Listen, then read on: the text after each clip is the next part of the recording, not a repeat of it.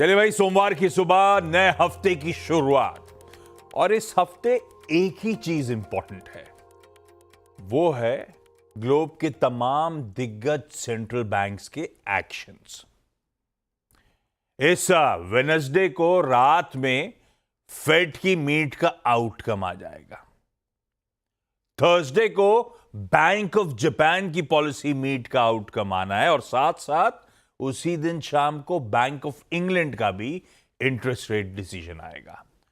और फ्राइडे को peoples bank of China PBOC का लोन प्राइम रेट का अपडेट आएगा। जहां तक यूएस फेड की बात है, हॉर्मास बता चुके हैं, लगातार अपडेट देते रहे। 25 बेसिस पॉइंट लार्जली फैक्टर्ड इन है जब वेडनेसडे रात में वो आउटकम आ रहा होगा। बैंक ऑफ जापान ने माहौल बनाया था पिछले हफ्ते नेक्स्ट रेट हाइक रिलेटेड। आपको याद होगा, बीओजे ऑफिशियल्स के स्टेटमेंट्स आ रहे थे। ऐसे में देखते हैं बीओजे का फाइनल फैसला, फाइनल आउटकम क्या आता है। चलिए, इस पे तो नजर रहेगी, लेकिन इस बीच भारतीय बाजारों में बैक टू बैक पिछला हफ्ता फोर्थ स्ट्रेट वीक था जब उछाल के साथ, मजबूती के साथ भारतीय बाजार कामकाज करते हुए नजर आए। पिछले 5 हफ्तों के वीक ऑन वीक रिटर्न्स आपकी स्क्रीन पे। हाँ, कहने के लिए है last week in green, otherwise पिछले हफ्ते के हर दिन का निफ्टी का परफॉर्मेंस भी स्क्रीन पर रखिएगा।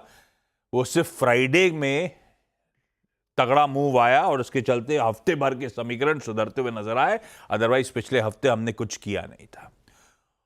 और फ्राइडे था फ्राइडे द 13th, और असल हॉरर शो था। ग्रीन कैंडल जरूर दिख रही है, लेकिन असल हॉरर शो था उस दिन। इंट्राडे सेशन आपकी स्क्रीन पर है। पिछले 5 कारोबारी सत्र फ्राइडे से पहले हम एक बहुत सीमित दायरे में कामकाज कर रहे थे। इवन एक्सपायरी के दिन भी हमने थर्सडे को उस दायरे को रिस्पेक्ट किया था। फ्राइडे को पता नहीं क्या हुआ, शुरुआत हुई, उसके बाद अचानक बेवजह भारतीय बाजारों में दबाव गहराता चला गया। एक समय इंट्राडे चार्ट रखिए, सिर्फ 367 पॉइंट्स दबाव में थे। 1.5% निफ्टी दबाव में था एक समय, और 10:30 पौने 11 बजे के आसपास की बात है। उसके बाद ब्यूटीफुल रिकवरी का ट्रेड, बेवजह वो रिकवरी भी आई। वो 370 पॉइंट नीचे वाला निफ्टी फाइनली 220 पॉइंट हरे में जाके बंद होता हुआ नजर आया। यानी कि दिन के लो से ऑलमोस्ट 600 पॉइंट की गजब की रिकवरी। जिस तरह की वॉलेटिलिटी आप थर्सडे को शायद एक्सपेक्ट कर रहे थे निफ्टी की एक्सपायरी के दिन, वो एक्चुअली उस दिन तो नहीं हुआ। फ्राइडे को जब सेंसेक्स की एक्सपायरी थी तब खेला हो गए, वो गजब खेला हुआ स्क्रीन पे। खैर, आएंगे, क्या डैमेज हुआ, क्या रुख बना, उस सब पे बातचीत होगी। आज की गिफ्ट निफ्टी के संकेत दिखा देता हूं। 1/4-1/3% के दबाव के साथ हम लोग आज के सेशन की शुरुआत करेंगे। 70-71 पॉइंट दबाव इंडिकेट कर रहा है इस समय गिफ्ट निफ्टी। हॉर्मास बगल में बैठे हैं, ग्लोबल मूड ये सेट करेंगे। वीरू बताएंगे, हाँ वीरू वापस आ गए हैं, निफ्टी बैंक की स्ट्रैटेजी बताएंगे, और कंचन बताएंगे आपको सारे स्टॉक्स इन न्यूज। अच्छा, मैं तबर अप तो आपको दिखाऊंगा इक्विटीज के लिए, एक और तबर अप रखता हूं स्क्रीन पे। डॉक्टर साहब दिखाइएगा जरा वो स्पेशल तबर अप। तब वो है जब 6 दिसंबर को वीरू आखिरी बार इस शो मॉर्निंग कॉल में शिरकत कर रहे थे, मतलब लास्ट टू लास्ट फ्राइडे। तब दाढ़ी बनाने की कार्यक्रम की शुरुआत हुई। आज ऑलमोस्ट 10 दिन डाउन द लाइन, यार दाढ़ी होगी नहीं क्या? ये तो वहीं के वहीं दिख रहे हैं अपन। नहीं मेंटेन करिए क्या? एक बार पूरी साफ की गई थी, छुट्टियों में एक बार पूरी साफ की गई थी। अरे यार, मैंने सोचा था यहां वहां का तबर अप की बढ़िया सी इमेज आएगी, लेकिन ठीक है, अब जहां छोड़े थे वहीं मिले हैं वीरू हमको, ज्यादा बदले नहीं है। हाँ। अच्छा, आप आ गए तो एक चीज आपके लिए एडवांस अलर्ट दे देता हूं। आपने वो मिस करी होगी इंपॉर्टेंट इंफॉर्मेशन। अगर आपके दिल्ली का एचआर कोई सर्वे कंडक्ट कराए आपसे, फॉर्म वॉर्म भरवाए आपसे, तो गलती से भी मत लिखिएगा कि मुझे काफी स्ट्रेस है काम में। आपको पता नहीं है कहानी, वो बाद में बताऊंगा, लेकिन आप फॉर्म में ये मत लिखिएगा कि स्ट्रेस में हूं मैं काफी काम में, ठीक है? श्योर, अपन स्ट्रेस लेते भी नहीं है। हाँ, बस यही फॉर्म में बनना है। अच्छा, चलिए अब ग्लोबल मूड, और आपने गिफ्ट निफ्टी देख लिया स्क्रीन पे। एक बार काम करता हूँ, हॉर्मास के पास में, उससे पहले मैप कर देता हूँ एशिया का मूड। डॉक्टर साहब जरा एशिया भी स्क्रीन पर रखिएगा। मिला जुला सा एशिया का काम काज है। ये देखिए आपकी स्क्रीन पे है। अच्छी बात यह है कि शंघाई पिट रहा है, और ओवरनाइट नहीं, ओवर द वीकेंड क्यू जो यूएस से आए थे वो भी पस्त थे। फ्राइडे का सेशन पस्त था। आज सुबह की फ्यूचर्स लार्जली फ्लैट है। उनके लिए तो बहुत इंपॉर्टेंट आउटकम, उनके लिए क्या, उनके साथ साथ हमारे लिए भी बहुत इंपॉर्टेंट आउटकम इस हफ्ते खड़ा हुआ है। लेकिन हैंडओवर है कैसा, मूड कैसा है, कैसे रीड करूं ग्लोबल संकेतों को। एक चीज, दूसरा तबर अब दिखाता हूं आपको। बॉन्ड, डॉलर, ब्रेंट, गोल्ड सब स्क्रीन पर आएगा। उसमें एक चीज है कच्चा तेल, जो अच्छा खासा उछल के अब 75 की तरफ चलने लगा है धीरे धीरे। तो हरमाज से जान लेते हैं। हरमाज, मूड कैसा है, क्या चल रहा है? गुड मॉर्निंग आपको। गुड मॉर्निंग आशीष। और सेंट्रल बैंक्स पर आए उससे पहले जो बड़ी खबर जो शनिवार को हुई, जो होनी थी वो अब हो गई है कि दक्षिण कोरिया के राष्ट्रपति को बर्खास्त कर दिया गया है शनिवार को। इम्पीचमेंट आया और इस बार कर दिया जी। और पिछले हफ्ते तो इसलिए नहीं हो पाया था क्योंकि जो रूलिंग पार्टी के नेता थे उन्होंने वो इम्पीचमेंट वोट का बहिष्कार किया था। मगर हफ्ते भर जो विरोध प्रदर्शन हुए, जो अप्रूवल रेटिंग्स में उनकी गिरावट आई, उसके बाद तो रूलिंग पार्टी को ये फैसला लेना ही पड़ा कि अब उन्हें तो बर्खास्त किया ही जाना चाहिए। तो इम्पीचमेंट मोशन के पक्ष में 204 वोट पड़े और उसके खिलाफ केवल 85 वोट पड़े। तो अब उन्हें बर्खास्त कर दिया गया है और हैन डक सू जो कि प्रधानमंत्री है, अब वो राष्ट्रपति का कार्यभार संभालेंगे। मगर अब भी उनकी वापसी के चांसेस है क्योंकि संवैधानिक कोर्ट जो है दक्षिण कोरिया की, उनके पास अब 180 दिनों का वक्त है ये फैसला करने के लिए कि या तो उन्हें बर्खास्त कर दिया जाए फॉर गुड, या तो उन्हें फिर से बहाल कर दिया जाए, जिसके चांसेस अब थोड़े से कम है। यदि उन्हें बर्खास्त कर दिया जाता है तो उसके बाद 60 दिनों के अंदर एक नए राष्ट्रपति का चुनाव होना चाहिए, ये कानून कहता है। तो ये दक्षिण कोरिया में हुआ। अब दक्षिण कोरिया में बाजारों में क्या रिएक्शन आया? वॉन आज मजबूती के साथ खुला है, कॉस्पी मजबूती के साथ खुला है, और कॉस्पी ने जो 3 दिसंबर के बाद तक के जितने सारे लॉसेस थे वो सारे रिकवर कर लिए हैं। आज 5वें दिन लगातार बढ़त के साथ कामकाज कर रहा है कॉस्पी। दूसरा सबसे बड़ा जो ग्लोबल इवेंट है वो है फेड, जो गुरुवार को नतीजा आना है फेड का। 25 बेसिस पॉइंट्स की कट तो प्राइस्ड इन है ही, मगर जो एनालिस्ट है स्ट्रीट पर वो ये कह रहे हैं कि एक हॉकिश कट आने की संभावना है। हॉकिश इसलिए क्योंकि अगली बार 2025 में शायद ये फेड जो है वो ब्याज दरें ना काटे, या ट्रम्प के आने के बाद क्या होगा, कमेंट्री कैसी होगी, उस पर बाजार की ज़्यादा नज़र होगी। जेरोम पावेल ने तो कह दिया है कि हम हमारी जो आज़ादी है उसे बरकरार रखेंगे, राष्ट्रपति चाहे जो हो। मगर कमेंट्री आगे की जो है, क्योंकि अभी भी 2% के लक्ष्य से काफ़ी दूर है फेड महंगाई के आंकड़े से, और जो कि बेरोजगारी के आंकड़े हैं वो भी थोड़े से ख़राब आए हैं इस महीने। तो देखना ये है कि इस बार फेड तो 25 करेगा ही, मगर आगे क्या करता है ये देखने की ज़रूरत है। तो इस वजह से जो अब ये आशंका है कि फेड शायद 2025 में ब्याज दरें उतनी ना काटे जितनी की पहले आशंका थी, तो ट्रेजरी यील्ड जो है उनमें गिरावट फिर से शुरू हो गई है। जो 4.5% से घटकर 4.1% हो गई थी, वो अब शुक्रवार तक आते आते फिर से 4.4% तक आके रुक गई है। और जो सबसे खराब हफ्ता था 2 महीनों में ट्रेजरी यील्ड्स के लिए, पिछला हफ्ता बाजारों के लिए भी ठीक ठाक ही था। नास्डैक ने तो रिकॉर्ड हाई लगाया, मगर बाकी के जो इंडिसेस है, डाउ जोन्स और S&P 500 ने कमजोरी के साथ कारोबार किया। डाउ जोन्स की ये 7वें दिन की गिरावट थी, जो 2020 के बाद की सबसे लंबी लूजिंग स्ट्रीक है डाउ जोन्स के लिए। मगर एक अच्छी बात ये निकल कर आई कि ब्रॉडकॉम के शेयरों में ज़बरदस्त उछाल देखने मिला। 24% का उछाल देखा हमने ब्रॉडकॉम में, और $1 ट्रिलियन की मार्केट कैप अब ब्रॉडकॉम की हो गई है। तो नया $1 ट्रिलियन क्लब में एक नया एंट्रेंट है। अच्छे रिजल्ट्स थे, AI की डिमांड को लेकर कमेंट्री अच्छी थी, उस वजह से ब्रॉडकॉम के शेयरों में तेज़ी देखने मिली। मगर जो कंसर्न्स निकल कर आ रहे हैं वो एडवांस डिक्लाइन की हम बात कर भी रहे थे शुक्रवार को, और ये एनालिस्ट ने कल भी कहा कि दिसंबर में कोई एक ऐसा सेशन नहीं हुआ है जिसमें एडवांसेस डिक्लाइन से ज़्यादा रहे हो S&P 500 में। तो शुक्रवार को भी 1/3 स्टॉक्स जो थे S&P 500 के वो सिर्फ उतने ही बढ़त के साथ थे, बाकी सारे गिरावट के साथ थे। चीन से बहुत सारा डेटा इस हफ्ते निकल कर आना है। अब से कुछ ही देर में इंडस्ट्रियल प्रोडक्शन का डेटा निकल कर आएगा, रिटेल सेल्स के डेटा आएंगे, तो उन पर नज़र रखनी होगी। जो 10 ईयर उनकी यील्ड है, बॉन्ड यील्ड है, वो 1.8% के नीचे निकल गई कल पिछले हफ्ते, जो कि इतिहास में पहली बार हुआ। मगर गिरावट हुई बाजार में, मगर निवेशकों ने लगभग $5.5 बिलियन का निवेश किया चीन के बाजारों में, ये बोफा का कहना है पिछले हफ्ते। तो अब सेंट्रल बैंक्स के नतीजे हैं, Fed, BOJ, bank of England को छोड़कर और 19 सेंट्रल बैंक्स हैं जिनके नतीजे आने हैं इस हफ्ते, तो उन पर नज़र होगी। रूस के सेंट्रल बैंक का डिसीजन आना है, बैंक ऑफ जापान का गुरुवार को, बैंक ऑफ इंग्लैंड का गुरुवार को, और फेड के रिएक्शन पे भी हम गुरुवार की सुबह सुबह ही रिएक्ट कर रहे होंगे। तो एक बहुत बड़ा हफ्ता है सेंट्रल बैंक्स के लिए, तो उनमें से क्या नतीजा निकल कर आता है, इस वजह से बाजार इस वक्त थोड़े से सतर्क है। ठीक भी है, सतर्क रहना चाहिए। इंपॉर्टेंट आउटकम सामने खड़े हुए हैं, इंपॉर्टेंट हफ्ता है सेंट्रल बैंक एक्शंस के लिहाज से। पिछले हफ्ते जो बड़े बड़े निकले सबने कट्स अनाउंस करे, तो देखते हैं इस हफ्ते क्या होता है। चलिए भाई, दिखाइए फ्राइडे का सेशन एक बार फिर से स्क्रीन पे, और वीरू को दिखाइए स्क्रीन पे।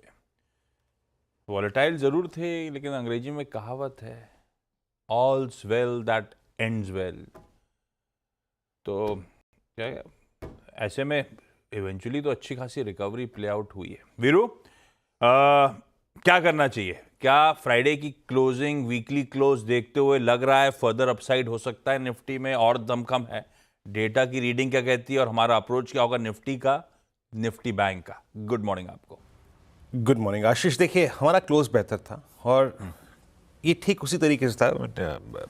किसी भारी ऑब्जेक्ट को अगर आप देखें, आप हिलाना चाहें, वो ना हिल रही हो, जैसे इंडेक्स था निफ्टी बैंक, उसको पीछे आना ज़रूरी होता है। थोड़ा पीछे आके वो जब ऑब्जेक्ट मोशन में आती है तब एक स्ट्रॉन्ग मूव देती है। इंडेक्स ने बखूबी वही किया, निफ्टी ने भी, निफ्टी बैंक ने भी। बट इस सेशन का विदाउट एनी स्टेट्स मैं देखिए एक चीज़ कह सकता हूँ आशीष, अब हमें लॉन्ग की ही अप्रोच रखनी है तब तक जब तक हम शुक्रवार की बॉडी में ट्रेड कर रहे हैं, यानी ओपन और क्लोज के बीच में ट्रेड कर रहे हैं। हमें अब उसकी लोअर शेडो में ट्रेड नहीं करना है जो हम क्रिएट करके आए। ओपन और लो, उसके बीच में ट्रेड नहीं करना है हमको, हमें करना है स्ट्रेंथ वाले जोन में ट्रेड। मैं समझाऊंगा, उस पर आता हूँ कुछ देर में। बट निफ्टी ने लोअर लेवल से स्ट्रेंथ को रिकलेक्ट किया, इसको सही मायने में डिफाइन ऐसे कर सकते हैं आप। एक बात याद रखिएगा, इंडेक्स अभी भी कंसोलिडेशन के जोन में है विद मेजर स्ट्रेंथ सीमेंट और आईटी। ये दो स्पेस बहुत स्ट्रांग है, सीमेंट और आईटी। और थर्ड चीज जो मैं ऐड कर रहा हूं, इस जोन से हमें निकालने का पूरा दारोमदार अब होगा आईसीआईसीआई बैंक पर, जो कि एक स्ट्रांग क्लोज देखे गया और एक ऑलमोस्ट बड़े चैनल ब्रेकआउट की तैयारी कर रहा है। इन तीन चीजों का ध्यान रखिएगा। अगर इंडेक्स ट्रेड नहीं दे रहा है तो इन तीन चीजों पर हमें फोकस करना है। निफ्टी को मैं कैसे अप्रोच करूंगा? देखिए, निफ्टी लोअर लेवल से स्ट्रेंथ को रिकलेक्ट करने के बावजूद एक क्लस्टर में फंसा हुआ है अभी भी, और उस क्लस्टर में दोबारा हमें लाने में पूरा योगदान दिया एफआईएस ने, जो करीब 2335 करोड़ रुपए की बाइंग करके गए। डीआईएस ने 732 करोड़ रुपए का सेल किया। और अगर आप एफआईएस के फर्दर स्टैट्स को देखें तो 781 करोड़ रुपए की इंडेक्स फ्यूचर्स की buying, 4500 contract long, 3000 contract short cover कर लिए, दैट्स गुड। स्टॉक फ्यूचर्स में 7759 करोड़ रुपए की बाइंग, और यहाँ पे करीब 35000 कॉन्ट्रैक्ट शॉर्ट कवर किए, 76000 कॉन्ट्रैक्ट लॉन्ग किए। तो एफआईएस के स्टैट्स और जो मोमेंटम उनमें है वो परसिस्ट अभी भी कर रहा है।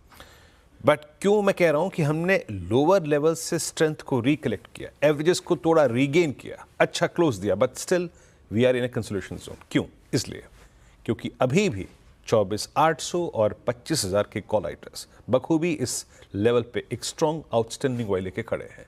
24,800, 25,000 और नीचे अगर सबसे स्ट्रॉन्ग पुट राइटर खड़ा है, जो मैं कह रहा हूं बार बार कि हमें अब शुक्रवार की बॉडी में ट्रेड करना है, यानी ओपन और क्लोज के बीच में। 25,000 का पुट राइटर वही कह रहा है, 68 लाख का आउटस्टैंडिंग वाई। प्लीज पिरामिड्स लेके आइए, ये बात बखूबी एक्सप्लेन होगी। पुट राइटर वहीं पे खड़ा है जहां पे उसको एक मैसेज मिला कि ये बेस नहीं टूटना चाहिए, दैट्स 24,500। 24,800 पे प्लेसमेंट है कॉल राइटर्स की, उसके बाद बड़े कॉल राइटर्स 25,000 लेके आइए। लेवल्स बेस वन लेके आइएगा। देखिए, बेस वन को थोड़ा सा हम डिफरेंट स्टाइल में लिखते हैं, बड़ी वैल्यू बाद में आती है, छोटी वैल्यू पहले आती है। टिल द टाइम आपके पास बेस वन है, बेस टू है, हम डिप्स को बाय करेंगे। फ्रेंकली स्पीकिंग, इट्स 616,685, और मैं तब तक शॉर्टिंग के बारे में बात नहीं करूंगा, या फिर लॉन्ग बाय डिप्स को के बारे में नहीं बात करूंगा जब तक हमारे पास 477 की ट्रैजेक्टरी है। इवन बेस टू अगर मिले तो भी बाय करना है, बट वेदर इट्स इंट्राडे और पोजिशनल, बेस टू के नीचे नहीं रहना है हमें, 477 के नीचे लॉन्ग ट्रेड के साथ। जो भी ट्रेड इस बेस पे पकड़ें, हमें चेक करने हैं RS1 की ट्रैजेक्टरी में, दैट्स 24809। क्या है वो? Call writers. अगर 80857 की रेंज में सस्टेन कर गया, देन वो जो क्लस्टर खुला है वो है 25,024 का। तो बेस वन, बेस टू और RS1 के बीच में आपको ट्रेड करना है। RS1 का क्रॉस होना आपके लिए RS2 का क्लस्टर खोल देगा। Major strength ICICI bank, cement और IT. Now Nifty bank. Nifty bank अभी भी अपने आई थिंक उस चैनल में ट्रेड कर रहा है, बट हायर एजेस पे। आईसीआईसीआई बैंक बड़ा क्रिटिकली पॉइज्ड है इसके ऊपर की तेजी को स्पॉन्सर करने के लिए। बेस्ट चॉइस आईसीआईसीआई बैंक है मेरी आज की। लेवल्स देखिए, 54,000 का कॉल राइटर अभी भी बहुत स्ट्रॉन्ग कन्विक्शन के साथ खड़ा हुआ है। उसके कन्विक्शन में कोई कमी नहीं है। जहां तक पुट राइटर का सवाल है वो है 23,500 पे और 53,500 पे और उसके बाद 53,000 के जोन में। सो टेक्निकली आपको जिस ट्रेजेक्ट्री में निफ्टी बैंक को बाय करना है वो क्या है, लेके आइए बेस वन स्क्रीन पे। वो है कुछ शॉर्ट टर्म एवरेज का क्लस्टर और वो है करीब 53,323 के आसपास और करीब 53,048। ये बेस्ट क्लस्टर होगा निफ्टी बैंक पर लॉन्ग्स को पिक करने का। No shorting thoughts till we violate 52631 जहां पे आपका 20 डेमा प्लेस्ड है। बट याद रखिएगा बैंक निफ्टी में हमें बेस वन के आसपास ही ट्रेड को ग्रिप करना है। ट्रेड को चेक क्या करना है, RS1 के आसपास। RS1 कहां परसिस्ट करता है, वो है करीब 53,721 और 834। यहां पे ट्रेड को चेक करिए, अगर नहीं निकल रहा है बुक करिए और अगर निकलता है तो 54,043 के टेस्ट होने के स्ट्रॉन्ग चांसेस हैं और उसके बाद अगर वो पार हुआ तो फर्दर लेवल्स मेंशन है। आशीष। बहुत बढ़िया। ये है निफ्टी और निफ्टी बैंक का इस हफ्ते का शुरुआती अप्रोच मंडे का। चलिए क्विकली आज के सारे इंपॉर्टेंट स्टॉक्स की न्यूज कंचन से जान लेते हैं। कंचन, गुड मॉर्निंग। Good morning. सबसे पहले बात करते हैं रिलायंस इंडस्ट्रीज की। जैसे कि आपने अपनी हेडलाइंस में भी मेंशन किया था, रिलायंस इंडस्ट्रीज ने Navi Mumbai integrated industrial area में 74% की हिस्सेदारी खरीदी है और जो डील हुई है वो हुई है 1,628 करोड़ में। आपको बता दें कि सिडको के पास अभी भी इसकी 26% की हिस्सेदारी है, लेकिन मेजॉरिटी स्टेक जो है वो रिलायंस इंडस्ट्रीज के पास है, जिसके चलते जो नवी मुंबई IIA है यानी कि इंटीग्रेटेड इंडस्ट्रियल एरिया, वो अब रिलायंस की एक सब्सिडरी हो जाएगी। दूसरा स्टॉक जो आपको नजरों में रखना है वो है Dixon technology. Because Dixon tech और वीवो मोबाइल के बीच एक जॉइंट वेंचर का अग्रीमेंट हुआ है स्मार्टफोन और इलेक्ट्रॉनिक डिवाइसेस बनाने के लिए, जिसमें जो डिक्सन टेक्नोलॉजी है उसका 51% स्टेक होगा। At the same time Vivo का 49% स्टेक होगा। वेदांता आज नजरों में बना के रखिए क्योंकि आज एक अहम बोर्ड बैठक होने वाली है और इस बैठक में फिस्कल ईयर 25 के चौथे अंतरिम डिविडेंड के लिए कंपनी विचार कर सकती है। अब तक कंपनी ने 35 रुपए प्रति शेयर डिविडेंड ऑलरेडी दे चुकी है। बायोकॉन आज आपको फोकस में रखना है क्योंकि यूरोपियन मार्केट मेडिसिन एजेंसी से इसको बायोसिमिलर इनका जो है येसिनटेक उसके लिए अप्रूवल मिल गया है, जो कि इसके लिए काफी बड़ा अचीवमेंट है। और जो ये जो दवाई है वो बेसिकली क्रॉनिक इन्फ्लेमेटरी डिजीजेस जो होती है उसको ठीक करने के काम आती है। अब ये अप्रूवल मिल गया है जिसके चलते जो बायोकॉन का फुटप्रिंट है वो यूरोपियन मार्केट में भी हमें बढ़ता हुआ दिखाई देगा। इनफैक्ट आपको ल्यूपिन आज नजरों में रखना है क्योंकि जो इनकी 3 एंटी डायबिटीज ट्रेडमार्क है गिप्टूलियो मेट और साथ ही साथ आजा डुओ, उसको एक्वायर कर लिया है बोरिंगर से। इससे इस डील से बेसिकली कंपनी का जो डायबिटिक पोर्टफोलियो है वो कहीं ना कहीं हमें बढ़ता हुआ दिखाई देगा। एट द सेम टाइम आपको रखना है HBL पावर सिस्टम अपनी नजरों में बिकॉज चितरंजन लोकोमोटिव वर्क से इसको 1,522 करोड़ का ऑर्डर मिला है और जो ये ऑर्डर है वो बेसिकली कवच के लिए दिया गया है और अगले 1 साल में कंपनी को इस ऑर्डर को कंप्लीट भी करना है। इनफैक्ट हैप्पी फॉर्जिंग आज आपको अपनी नजरों में रखना है। कंपनी को 140 करोड़ का एक बड़ा ऑर्डर मिला है और जो ये ऑर्डर है वो बेसिकली कार कंपनियों को क्रैंकशाफ्ट सप्लाई करने के लिए दिया गया है और जो टाइम ड्यूरेशन इसके लिए दी गई है वो है फिस्कल ईयर 26 से 31 के बीच में। राइट्स विदेश मंत्रालय से कंपनी को 298 करोड़ का एक बड़ा ऑर्डर मिला है और बेसिकली जो ये ऑर्डर है वो इंटीग्रेटेड चेक पोस्ट के लिए दिया गया है और अगले 5 साल में डेडलाइन दी गई है कि कंपनी को यह ऑर्डर पूरा करना है। आखिरी के 2 स्टॉक जो आज आपको नजरों में बना के रखने हैं, पहला है भारत फॉर्ज आज आपको अपनी नजरों में बना के रखना है क्योंकि कल्याणी स्ट्रैटेजिक सिस्टम से एडगिलाब का हिस्सा कंपनी खरीदने वाली है और एडगिलाब में 25% हिस्सेदारी को इनको करीबन 2.5 मिलियन यूरोज में पूरा करना है। इसके अलावा 63 मून्स आज आपको अपनी नजरों में बना के रखना चाहिए क्योंकि NSEL इन्वेस्टर फोरम का 1950 करोड़ का वन टाइम सेटलमेंट अप्रूव कर दिया गया है और सेटलमेंट NSEL से जुड़े डिस्प्यूट को रिजॉल्व करने में इसकी मदद करेगा। रखिए तमाम स्टॉक्स रडार पे। कंफर्मेशन थोड़ी देर पहले आया था, कल रात तक बड़ा कंफ्यूजन था। उस्ताद जाकिर हुसैन साहब का निधन हो गया है। शाम देर रात अपडेट्स आ रहे थे लेकिन वो थोड़ा सा कंफ्यूजन था। US के सैन फ्रांसिस्को के एक हॉस्पिटल में 2 हफ्ते से शायद भर्ती क्रिटिकल बाद अब फाइनल कंफर्मेशन है कि वो नहीं रहे। हमारे देश के लिए और इनफैक्ट ग्लोबली म्यूजिक वर्ल्ड के लिए भाई बहुत बड़ा loss. Rest in peace sir. चलिए ब्रेक का समय, ब्रेक के उस पार जब लौटूंगा तो आज का इवेंट्स कैलेंडर और साथ साथ कमोडिटी स्ट्रैटेजी।